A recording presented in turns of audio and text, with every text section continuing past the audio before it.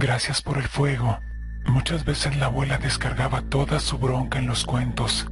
Durante el día iba recolectando enemigos, el carnicero, el verdulero, el almacenero, a los que asesinaría irremediablemente esa misma noche.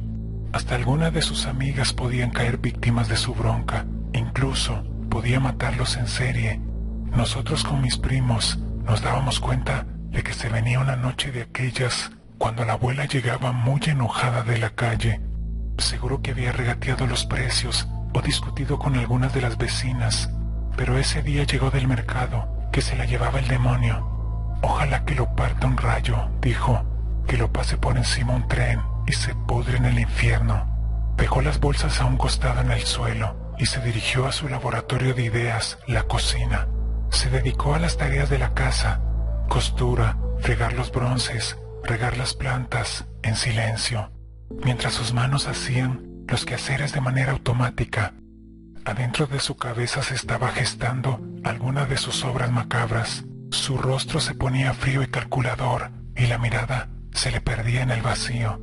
La delataban los gestos, era un proceso interior que masticaba poco a poco, y las ideas surgían paulatinamente. De pronto se detenía, como si representara una escena en el aire. Sonreía satisfecha y continuaba con la rutina. Con mis primos calladitos seguíamos sus movimientos. No era cosa de perturbar a la abuela.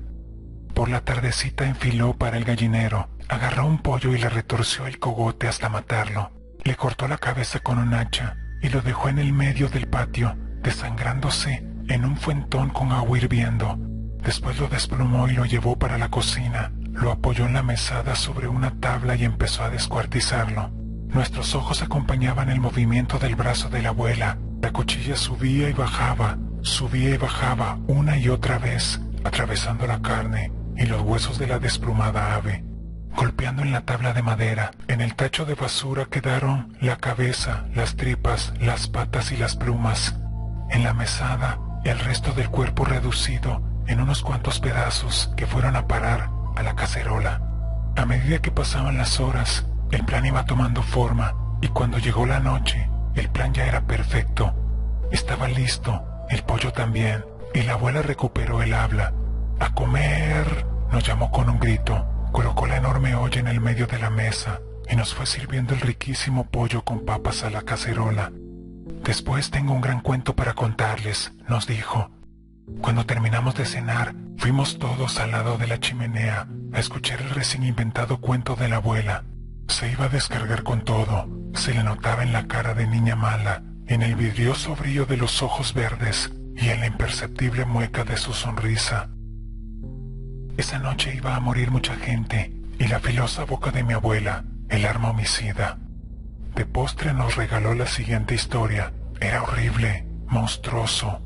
Salió de la laguna y desplegó sus repugnantes alas. La cabeza parecía la de un lagarto, pero con las orejas de un duende.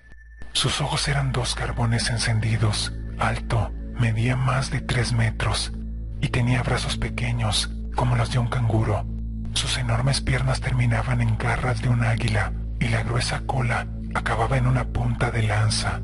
Esas fueron las últimas palabras del carnicero, Eusebio Gómez. Cuando la encontraron agonizante en la orilla del lago Epecuén, estaba irreconocible, lleno de graves quemaduras en todo el cuerpo, las que le provocaron la muerte. La noticia se desparramó por el pueblo, a la misma velocidad que el viento de abril desparramó las hojas secas y amarillentas de los árboles. Aquel otoño de 1967, como no se pudo determinar la verdadera causa de la muerte del pobre carnicero, la gente se dedicó a inventar historias. Algunos dijeron que había un dragón en el lago, otros que se hizo presente el mismísimo diablo, y hasta se llegó a decir que un cliente disconforme con los precios lo roció con nafta y le prendió fuego. Pero fuera como fuera, todo el pueblo quedó aterrorizado. Una semana más tarde, apareció el cadáver de Taita López en las mismas condiciones, y a solo 50 metros del primero.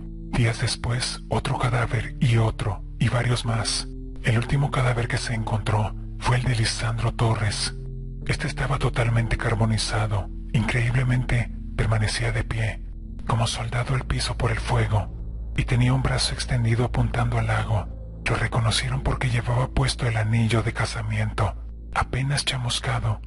La gente del pueblo estaba muy asustada y las autoridades del municipio y la policía cercaron y prohibieron el ingreso al predio del lago. Dicen que curiosidad mata al hombre. Yo, dijo la abuela, enfatizando el yo. Además de curiosa, tenía mi propia versión de los hechos. Todos los muertos habían sido deshonestos comerciantes.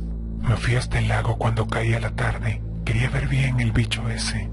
Llegué cuando el sol parecía ahogarse en la laguna. Me acerqué a la orilla y me quedé un rato esperando. Estuve parada como 2 horas.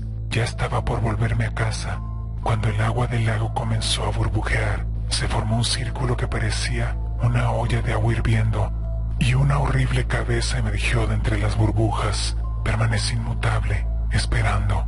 Cuando la bestia emergió completa, imaginé el miedo de los que la habían visto antes de morir. El bicho me miró a los ojos, dio unos pasos, y quedamos frente a frente.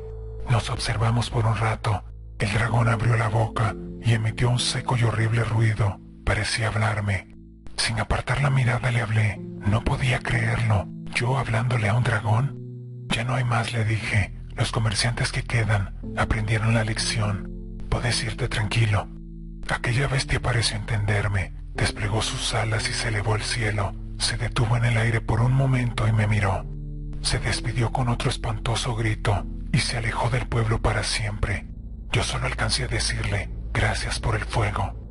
Cuando la abuela terminó, mis primos y yo quedamos con los pelos de punta. No sabíamos si lo que acabábamos de escuchar había sido un cuento o sucedió de verdad. En cambio, la abuela se relajó en el sillón y encendió la pipa.